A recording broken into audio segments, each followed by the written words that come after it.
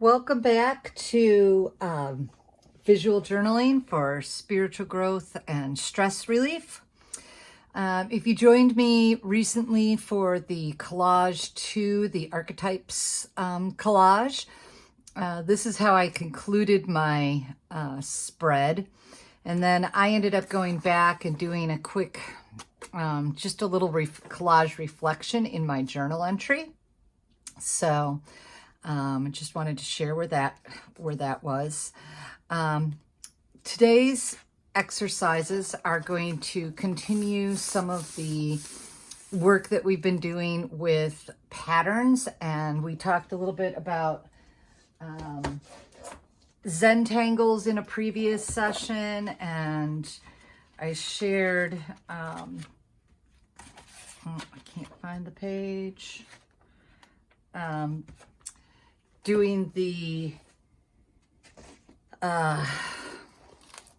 hand breathing and transforming the hand breathing into, there it is, a patterned hand that just was sort of a time of meditation as you put these in there, an opportunity to sort of breathe and go through the routine and ritual of patterns and pattern making.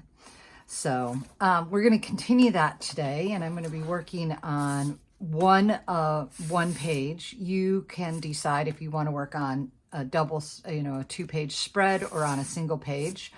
I think I'm also going to be turning my book no, I'm going to keep it this direction. I know. Decision making, right? Where am I at in this thought process, right? So this is the example that I did. This is what I call my messy journal. It's just a small 5x7, and I use the pages in here to wipe off paintbrushes, to randomly collage pieces of paper that I can't throw away but don't have a home. Practice things happen in here, and then as I'm going along, so sketches that turn into something. So but this was a page that I did, and because the page was smaller, right, it's the equivalent of one, I did the double spread on here. So to do this exercise, which I find really just calming and meditative, we're picking a shape, a basic, really basic shape. It can be a geometric shape. It can be an organic shape. It can be a shape that you can name. I can name these as a heart, right? And I like to go with odd numbers. Tends to be sort of something that creates visual harmony in an image, to have the odd numbers. That's not a hard and fast rule. If you decide you like an even number and you want to put 4 or 6 of something, go for it, So I went with the heart in this one, and I think I'm going to go with some, I was trying to decide, I think it's going to be a flower, a really basic sort of generic flower shape for mine. So you're going to do, I would say 3 to 6, depending on the size of the page you're working on. Vary in size. If you're using something that has a distinct top and bottom to it, or a right way up, maybe try turning them in different directions, like the hearts go in all different directions. If it's a more something like a basic shape, then you might want to go with just putting it on. There's not going to be a turning of the shape, really. So you can use for this any tools that call to you. They don't have to be water soluble. They can be any marker or pen that calls to you. So I am going to play with these Posca acrylic paint pens, and in the spirit of, this is the Messy book. If you've never used these, they are paint. Sometimes you have to get them started, so I'm just going to use this page here to test it out, and this will be my testing marking page. It's paint, but it is applied like a pen. And I am just using a really basic flower, and I'm gonna, so composition, I'm thinking, oh wow, do I want to put one in the center and make it the center, you know, and have a distinctive center where things are around it, or am I going to use the rule of thirds, right? Let's see here if I have an empty page. Here we go. So rule of thirds in composition, if we divide 1, 2, 3, 1, 2, 3, if you're looking for a focal point in rule of thirds, your focal point, your biggest thing, your most intense thing, the thing that is the darkest or the color or the lightest, where the color is going to stand out, is going to be on one of these points. I'm not a mathematical rule keeper on that, so I end up going sort of intuitively, and so mine is going to end up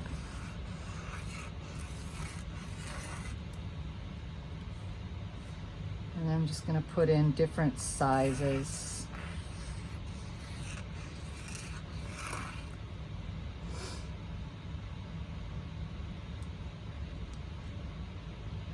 Now,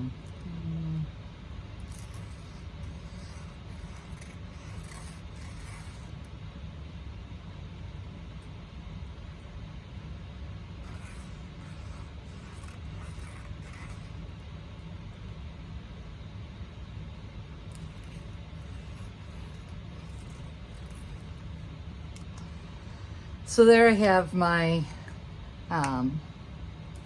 basic shape, right? These are organic. They are not a square, a triangle, a circle, an oval. I can't name it in geometry, right? These are natural. My next step is I'm going to take a tool. It can be the same tool. It can be a different tool. I'm sort of, since I've already done the one, I notice in here, I was playing with a lot of different tools, and I like the visual, how the different textures. So like, it looks like maybe I did the lines with, looks like colored pencil perhaps. And then different, this looks like felt tip pen, and then different markers and colored pencils for the colors. So I'm just going to continue that because I like visually what that looks like. So the next thing is, if you did the neurographic exercise where you drew some lines through, sort of very intuitive, flowing, try not to give them a direction, that's what we're going to do. You want to start your line on one side of the page and end it on another, and just let it flow. So it doesn't have to have loops or zigzags, but if loops or zigzags call to you, by all means, please go for it.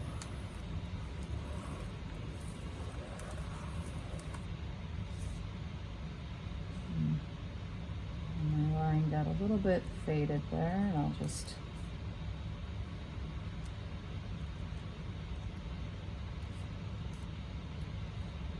redraw that. And I'm going to do that a couple times until I've broken up the entire page into different small sections. So while the idea of lots of little sections can be somewhat overwhelming, it's going to give you a little more variety to have more little ones. You want to make sure line, at least one, like this is pretty small. I don't know how many lines I want to have go through it, but I'm going to at least get one line through that.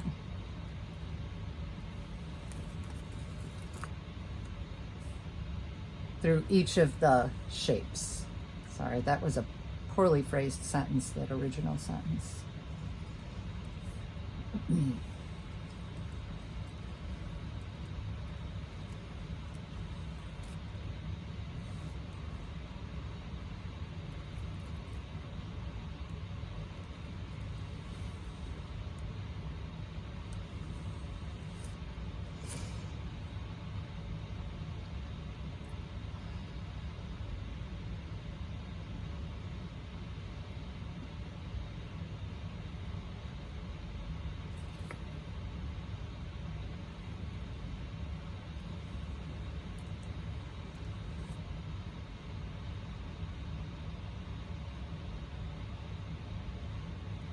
And there's no rule to the number of lines that you're going to make, just sort of taking a look here a minute at, you know, do I have enough lines? Are the spaces broken down enough? I feel like this is a really big shape. This is a really big shape. That's not necessarily bad. I just,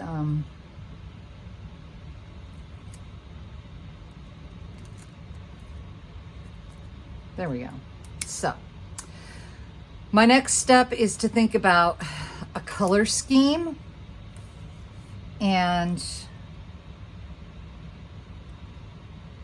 I'm going to, I did a one, and you want to go monochromatic, mono being one, chromatic color, so one color, and then find all of your tools that are in that color. So I went with the green, and these were all different variations on green.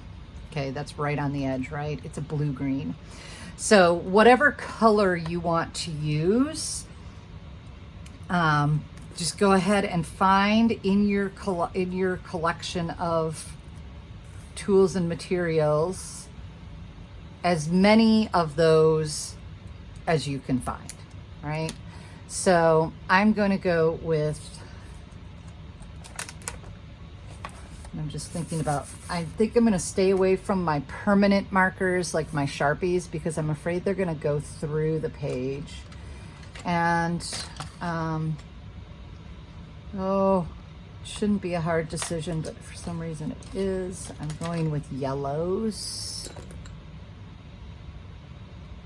And I'm going to find everything that is in the yellow family that's not, for me, not permanent. So if it's not a problem for you, if it bleeds through the page, then use permanents. I just, I didn't test it out to see how permanent would go through with that.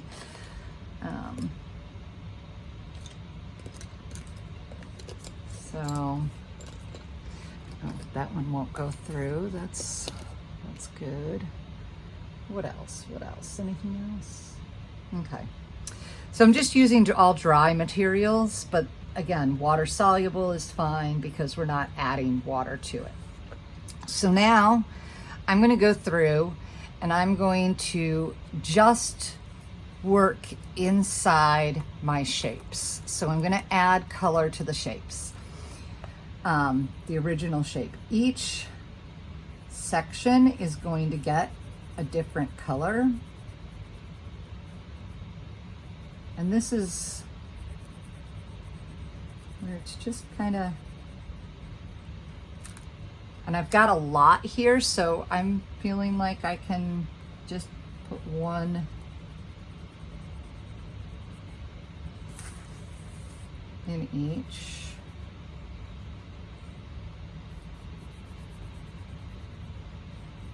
And I'm gonna just set them to the side when I'm done. I'm not gonna put them away because I don't know if I wanna use them again, but I'm going to set it to the side. So I know that I actually used it. Oh, dandelion. This is also where I'm like, you know what? I wanna have an extra shape. This doesn't quite touch. Problem solved, right? Because this is our journal, and this is our time to just make marks, and there aren't really rules.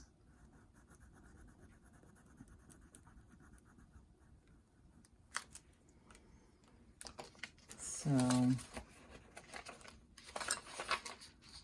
gonna keep filling these all up.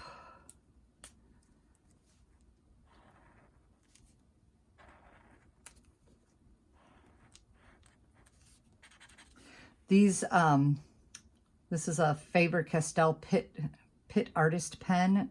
These are waterproof. It's India ink. It's a brush pen, so you can do a fine point. You can lay it on the side and do larger, fill in larger spaces.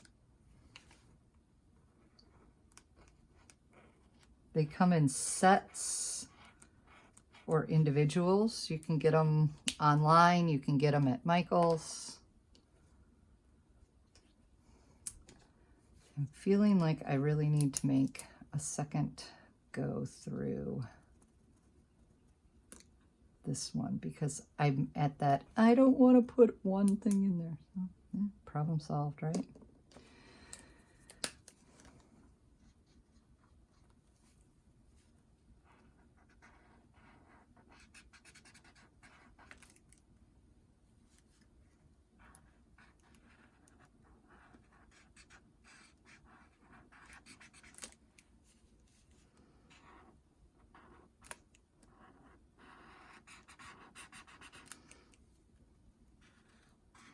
I like this exercise also because it allows me to just explore all of my different tools.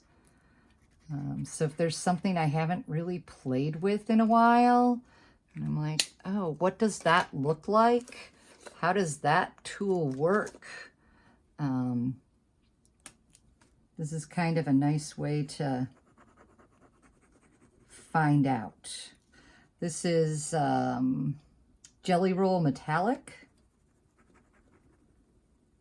Again, they're in, you can get these in sets and individual at Michael's online. Probably find these at like Walmart or Target too. They're pretty popular.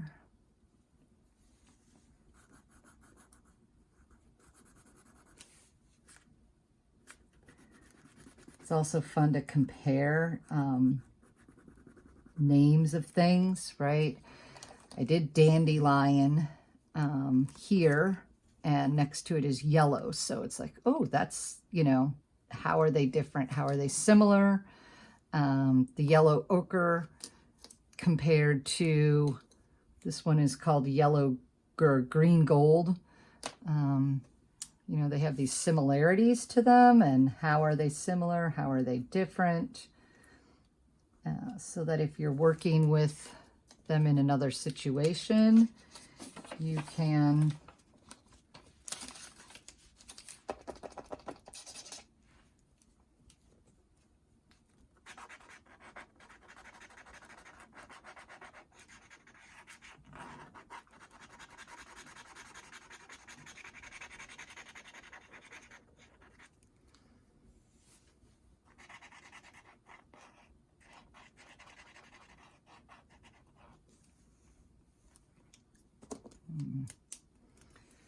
just, yeah, no. Oh.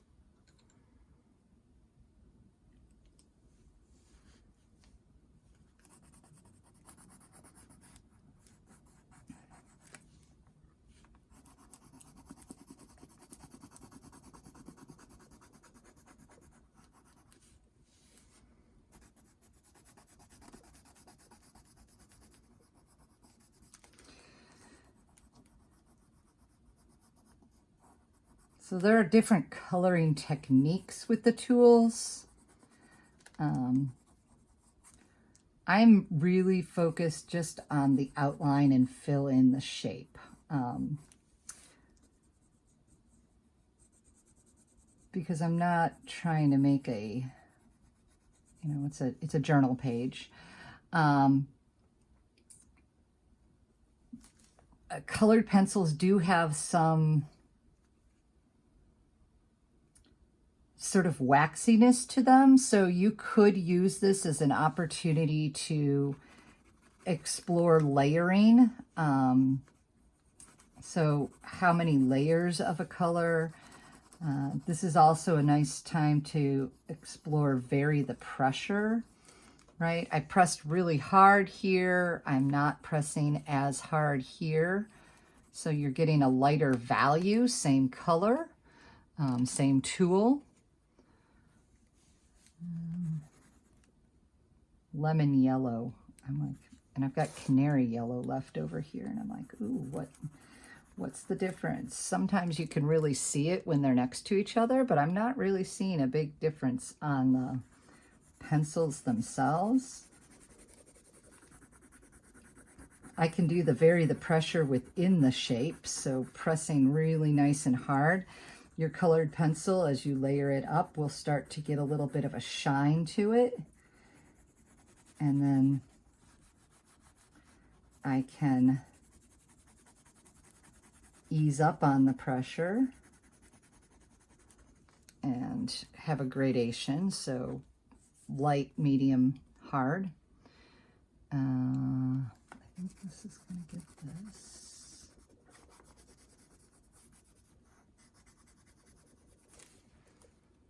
Now, these are not good for big spaces. I know that, so I'm going to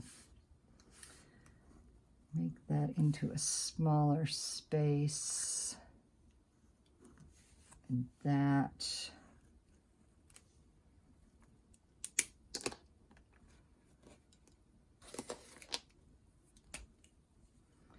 This one is a gold that came from Creative Memories. So I'm just going to put it next to the Jelly Roll Metallic for a comparison.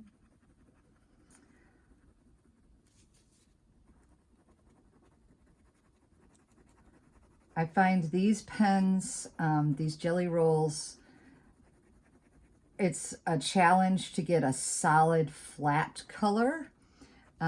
So it ended up more with a hatching technique in this, where there's just lines next to each other. It has a little bit of, you know, visual texture to it.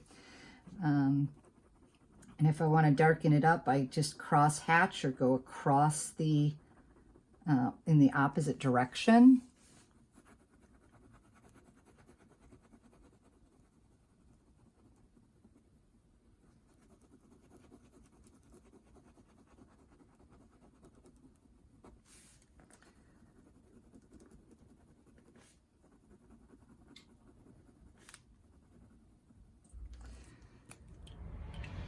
So,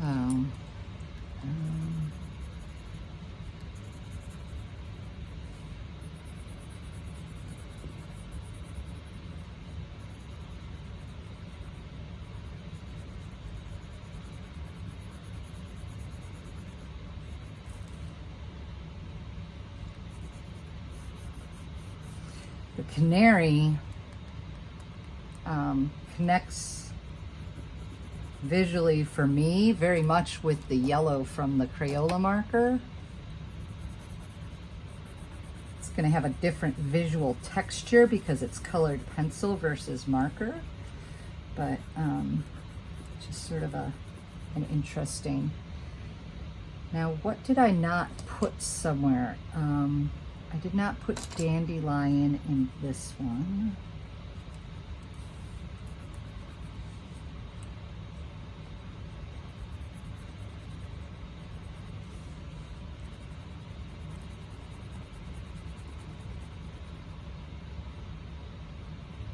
When I do outline and fill in, I tend to, so after I've gone along the edge, I tend to do the shape or the out, you know, continue that shape. If it's round, making round marks inside is going to help, especially with the crayon, to give you a nice solid color if that's a visual thing that you like. This one's another jelly roll.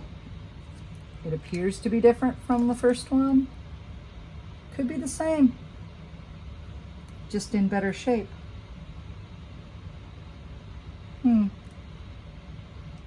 These don't have, or do they? They have numbers, 551. They are the same one. Okay, so I've got 2 of a kind. Do I have any other slightly difference in here? Oh, I do. I have another one. What is this? Yellow orange. All right, that makes me happy.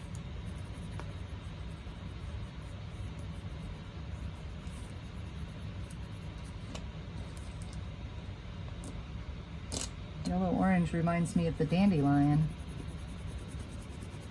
So, you know, every manufacturing company has their own formulas for colors. So not all yellows are created equally. So you'll find, if you compare, they're going to have some similarities and differences, but that's kind of cool to see that.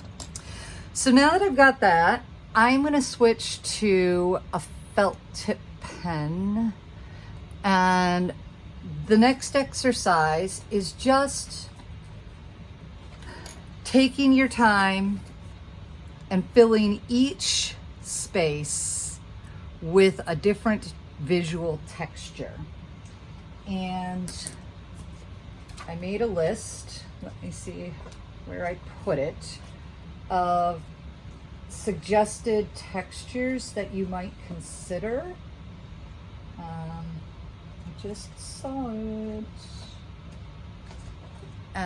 But sort of idea starters on there.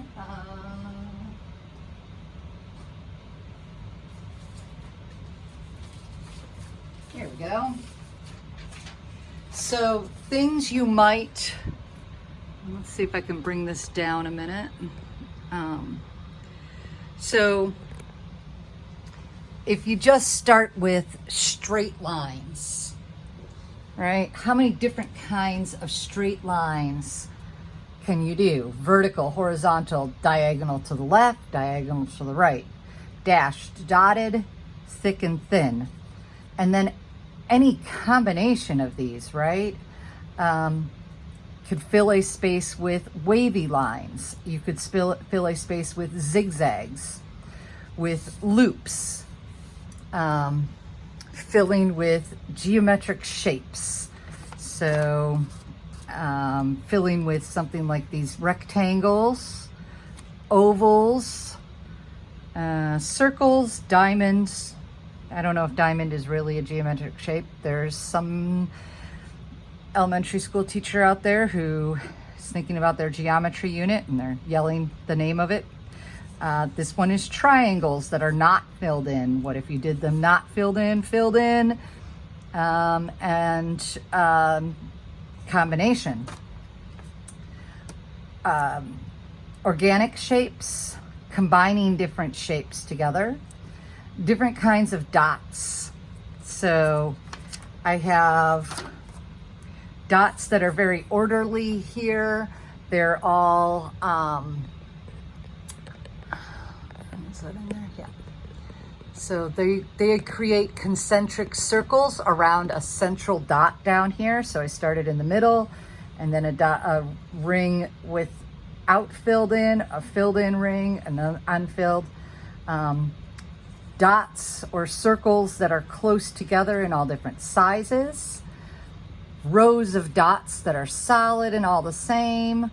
Dots and dashes, different dots and dashes, dots and wavy lines. Here they're sort of random, tiny. Repeating a letter. I don't know if I did that in here. I did numbers. I did a number here. Technically an X is a number, right? So there's that. I'll bring that back up so that I can. Doing a scribble. So here's just a scribble mark. Spirals. I love spirals.